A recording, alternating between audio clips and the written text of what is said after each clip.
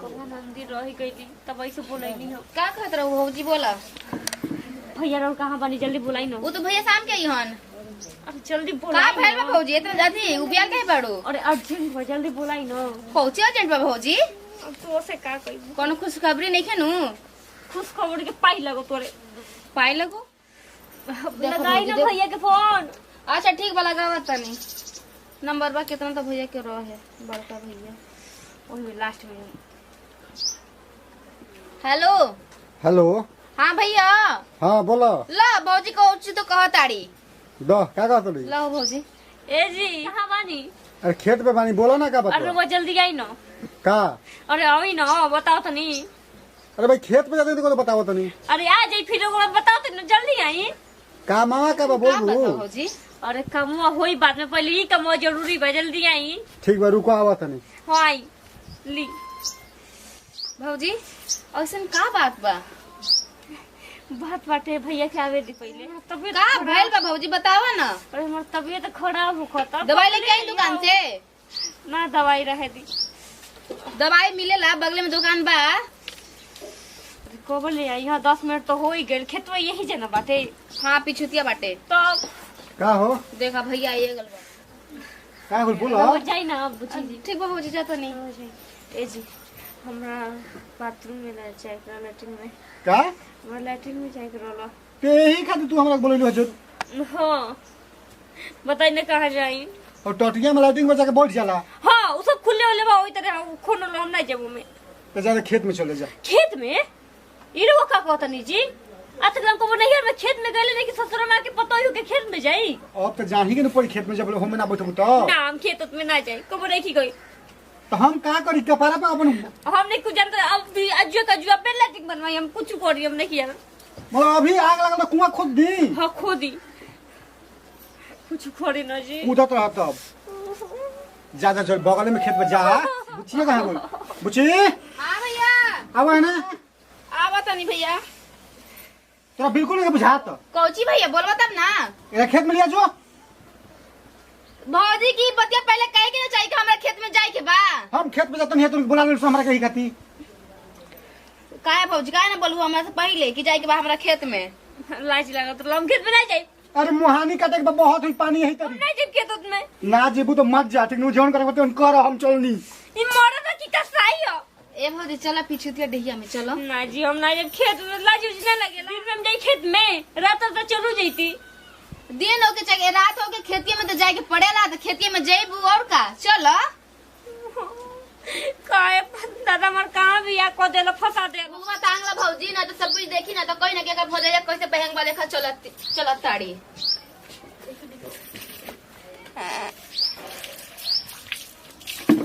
चला भौजी खेत और नीचे कर ला घुघवा। ज्यादा खस के लगल भौजी फिर बोला तनी रहुआ। चल यही बतिया पहले चाहे सुबह में काहे ना उठलुआ जल्दी कि हमरा खेत में जाए के बा। इतना काया धूप पकड़ले बाटे भगवान जी। चला भौजी ठीक से आई ह गिर मत जाइहा। अरे हम भौजी अपने नैहरा में रहत रहू तो का करत रह भौजी। अरे चले आप नहीं क्या हमरा पे। चलो ठीक से चाहे हाथ बा दो। अरे देखिए भौजी ठीक से चली है एकदम। कैसे रे वो सब ये आवे नहीं। हमने की आदत ना बन गइल बा। चलिए हाँ रुकी। अरे ये भगवान के वो देखी तो कही कि देखा चलू नहीं किया अब। फंस गए पैर में जी। आई भौजी आई। कहाँ जाए के बाटे कितना दूर औरी।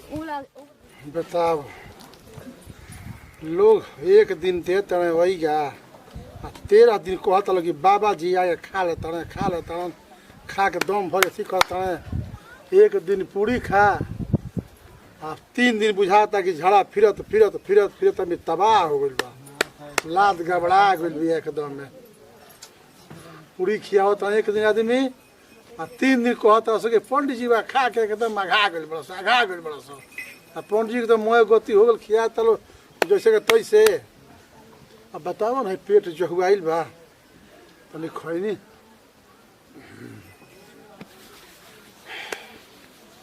लाद तनी बाप रे बाप 3 हाली बड़ा झाड़ा फिरनी तब लात गुजुर गुजुर गुजुर गुजुर करतिया बुझा तक कि खैनी खा ले जल्दी हो चल तने मैदान होखे द ही राम ला देख दो में फूल जाता पानी तो यही बोल रही बा चलो अब तनी लेकिन कर भाई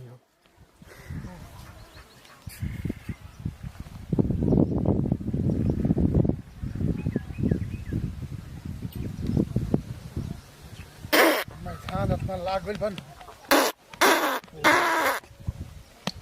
एकदम बाप रे एक दिन ए भौजी एही पे बैठ जाना के जा तू एजा बैठ जा हम एजा बैठ जाता नहीं बैठ जा भौजी वही जगह लो पक इन्ने ना बैठ जी होने जात नहीं कौन है बोले जात लो ए जे रोई ठीक बा भौजी बैठ पानी लो रखी आओ तनी अरे भौजी कितना अच्छा तो ये यही जगह पे भौजी उधर मत जा लेकर आला उधर अरे क्यों क्यों नहीं किया अच्छा भैया अरे मत जा उधर कहा तनी अरे उधर मर्दाना रहेला ये भौजी अरे क्यों नहीं ही भगवान कोड़ हम हुए जवानी आप उतना दूर मत जा ए जे बानी अरे उधर तो मर्दाना रहेला सब मर्दाना मैदान लागल बा को सीखे ओहो ई बाप रे बाप ई एगो तौरी पोंछ पोंछ पोंछ लाद जो हुआ अरे साचो बार हे दादा रे में जाए जो बा ओहो क्या करबो दिन तो बड़ ही बा क्यों बा ना नो चलो गहुमे में धीरे से होला ओहो हो जगती वाला आई तो कही गहुआ में झाड़ा फिरता लो हार के ढुके के बा है यही में ढूक जाता नहीं काजनी कहो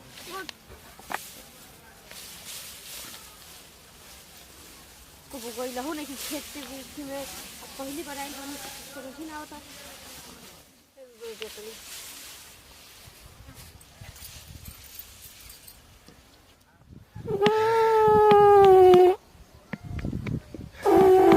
अरे भाई क्यों ना कहीं चौदह छूटल रही जा हाँ रही तो लेटरिन कॉल है चौदह तो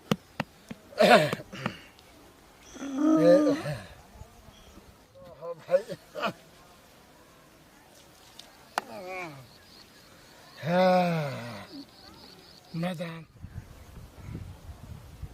चौदरिया ले ले तो कोनो लेके भागिए जैसा कि कोनो छूटल बा चौदरिया ले ले ले ले ए पूछी जी हां बाबूजी अरे आइए नहीं काजी के पकड़ लो अरे का हो अरे तो फिर कर्मा बाबा हो लास्ट शर्म नहीं के कहता नहीं को लेटरिंग करी आवत त तुम केहू को चाहता रहे तो तीर लवा लड़की के छेड़ा ताड़ा शर्म नहीं के का शर्म नाम को चीज ना है इधर आई भाई कि तू हमर भौजी के चादर खींचत रहा हम बाबूजी के अभी बोरिंग पे मैडम चिल्ला के बुलावा तानी आज तो के तार भौजा भौजी शर्म पर नाम को चीज नहीं के बुढ़ावा हो गइल बा चुप रह फालतू बोलतिया बाबूजी ये 14 रहल तब बोले 14 बाबूजी बाबूजी बोला बाबूजी के आ भैया बाबूजी कर बोलावा तानी बेइज्जत करब तोहार तू बेइज्जत कर लो शर्म नहीं के तोरा घर में बेटी पुता नहीं के का अरे ये 14 छूटल ला तो करे की 14 देखत ज्यादा छुटल बा मतलब कि इस दिन में के कर ज्यादा छुटल तारा मालूम है कि मर्दाना झा फिर ले बाबूजी के हम बोरिंग रोड पे बुलावा तानी बोरिंग बोला बोला आ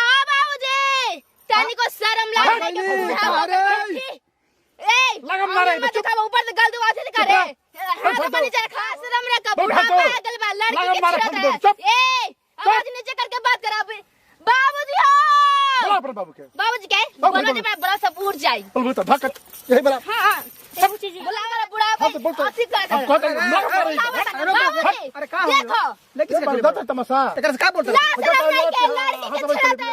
शर्म नाम का चीज ये नहीं बंदा है ताले क्या हाथ में खोले बिया प्रधान मत रहो एक करत रहो हम माइल बारी मैदान नहीं करत अरे आदत छोड़ दो भौजी के संग बना के बेइज्जत करत रहन करा के भौजी के का बूढ़ा अरे तनी इज्जत ला शर्म के चीज नहीं के तारा के तो हट जंगल त मारा शिकायतिया होगा इधर पर डिहो डिहो घुमत रहबो ए मैं तार माथा गरम बका डिहो डिहो लगल घूमे एकदम तार माथा गरम बा आई गायला लड़की में ना तारा सभा सभा के मैं बेइज्जत करबी तारा लड़की तारा मारे गायला ना समाधान हो के काजी शर्म नाम के चीज नहीं खाए बोली बाबूजी बहुत चिल्ला चिल्ला के बोलत रहन हमरा बेटी पतो है कि तू खींच तारा पढ़नी मरता तार माथा खराब बका का कहत रही सन झूठे बोलतिया हम झूठ कहता नहीं कि आ तू बड़ा झूठ बोलता, सच तारा कहता तारा मारे कोई घर में रहबो न क्रिया के कह हम खींचला नहीं उड़नी अरे भाई तो खींचर में तो बात पहले समझो का बात बा अब का समझो हां अब का समझो अरे बात सुनबा तब नो ले लाठी 10 लाठी दे हम दे दी माने बतिया सुनबा तब नो दिन बाबूजी का सोचता हां नहीं मैंने है जब मैदान होके हां देखने करे कौना के गिरबा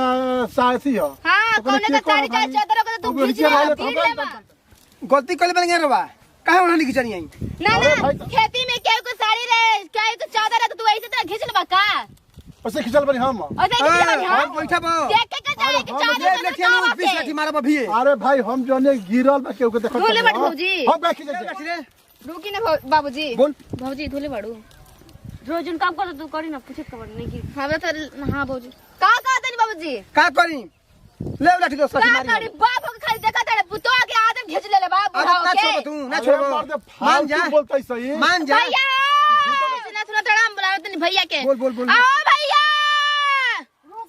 भैया ले लाठी ले बड़ा बता दिए बड़ा हम रोज परिका रोज जल्दी के काला भैया रुक आ जल्दी भैया का हो बुढ़ा देखा देखा ना मन बा तू का हो भौजी की आदत धर के खींचत रहन का भइल रे भौजी की आदत धर के खींचत रहन जंगल समझता तू ए भैया तोहरो माथा जो हुआ गइल तू ओहनी काहे खिचला आफे हवा का तू हूं अरे मार बड़ा अरे मर्द बात बात सुनबा मरबे करो पहले बात सुनबा का भर हां का समझ में लड़की के दुपट्टा खींचो गइल हां तै जे गिरल ना वही तुमके के कर होय देखो तोर तारा वो हनी मार के पार दे पबी चिनत में हमरा तो डिहे डिहे करब करबो डिहे डिहे करब करबो ओहनी मेहर भेलाटिंग का करतला है अरे मत हम तै नहर जब उठल लिया ना ना साल ना लोकत तारा लौका लगी दिन के बाद हम बहुआ में झाड़ा फिर तोरनी हो अरे दिमाग मत खराब कर हमरा बुढ़ा कह सुना जेब हम ये मारे स्वर्ग काहे के बात तू पूरा हो गल बड़न काहे ओहनी खिचला अरे धोइलर लान धोइले खतरा का देखा तनी भैया मारी ना देखी हमरा के का कर